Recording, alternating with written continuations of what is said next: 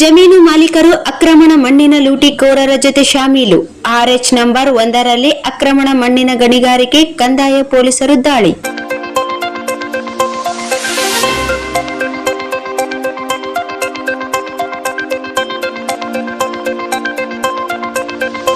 ಜಮೀನುಗಳಲ್ಲಿ ಜಮೀನು ಮಾಲೀಕರು ಅಕ್ರಮ ಮಣ್ಣಿನ ಲೂಟಿಕೋರರ ಜೊತೆಗೆ ಶಾಮೀಲಾಗಿ ಕಾನೂನು ಬಾಹಿರವಾಗಿ ಮಣ್ಣನ್ನು ಲೂಟಿ ಮಾಡುತ್ತಿದ್ದಾರೆ ಎಂದು ಆರೋಪಿಸಿ ಕರ್ನಾಟಕ ರಾಜ್ಯ ರೈತ ಸಂಘ ಹಾಗೂ ತಾಲೂಕು ಅಧ್ಯಕ್ಷ ರಮೇಶ್ ಪಾಟೀಲ್ ಬೇರಿಗೆ ನೇತೃತ್ವದಲ್ಲಿ ಇಂದು ಗ್ರಾಮೀಣ ಪೊಲೀಸರು ಹಾಗೂ RA ಉಮಾಪತಿ ಅವರೊಂದಿಗೆ ಮರ್ಮ ಮಾಫಿಯಾ ದಂಧೆ ನಡೆಸುತ್ತಿರುವ ಟಿಪ್ಪರ್ ಲಾರಿ ನಿಲ್ಲಿಸಿ ಕಾನೂನು ಪ್ರಕಾರ ಕ್ರಮಕ್ಕೆ ರಮೇಶ್ ಪಾಟೀಲ್ ಬೇರಿಗೆ ಒತ್ತಾಯಿಸಿದ್ದಾರೆ.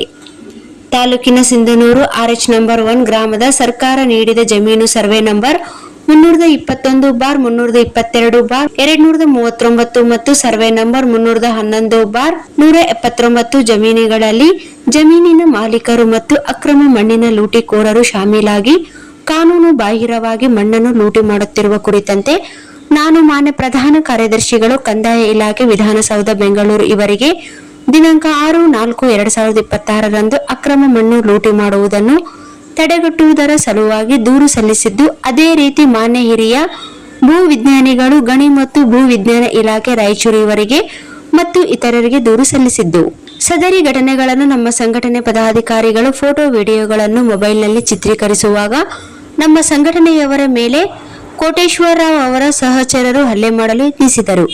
ನಂತರ ಪೊಲೀಸ್ ಅಧಿಕಾರಿಗಳು ಸದರಿ ಜಮೀನಿನ ಕ್ವಾರಿಯಲ್ಲಿ ಮಣ್ಣು ತುಂಬಿಕೊಂಡು ನಿಂತಿದ್ದ ಲಾರಿಗಳನ್ನು ಜಪ್ತಿ ಮಾಡಿ ಗ್ರಾಮೀಣ ಪೊಲೀಸ್ ಠಾಣೆಗೆ ತೆಗೆದುಕೊಂಡು ಬಂದಿರುತ್ತಾರೆ ಮತ್ತು ಕಾರಣ ಸದರಿ ವ್ಯವಸಾಯದ ಜಮೀನಿನಲ್ಲಿ ಅಕ್ರಮವಾಗಿ ಮತ್ತು ಕಾನೂನು ಬಾಹಿರವಾಗಿ ರೈಲ್ವೆ ಕಾಮಗಾರಿಗೆ ಬಳಸುತ್ತಿದ್ದು, ಆದರೆ ಸದರಿ ಜಮೀನುಗಳನ್ನು ಮಾನ್ಯ ಸರ್ಕಾರದವರು ಪುನರ್ವಸತಿ ಯೋಜನೆಯಡಿಯಲ್ಲಿ ಸಾಗುವಳಿ ಮಾಡಿಕೊಂಡು ಜೀವನ ಸಾಗಿಸಲು ನೀಡಿದ್ದು, ಆದರೆ ಹಣದ ಆಸೆಗಾಗಿ ಗುತ್ತೇದಾರರಿಗೆ ಮಣ್ಣು ಮಾರಾಟ ಮಾಡಿ ಫಲವತ್ತಾದ ಸಾಗುವಳಿ ಜಮೀನುಗಳನ್ನು ಬಂಜಾರ ಹಾಗೂ ಆಳವಾದ ಹೊಂಡಗಳನ್ನಾಗಿ ಮಾಡಿದ್ದು ಇರುತ್ತದೆ.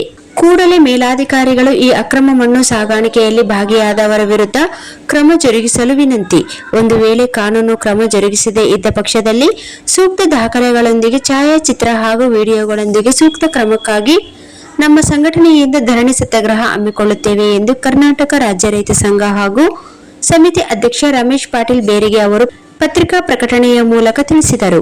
ಈ ಸಂದರ್ಭದಲ್ಲಿ ಚಿಟ್ಟಿ, ಬಾಬು ಸೇರಿದಂತೆ ಇತರರು ಇದ್ದರು.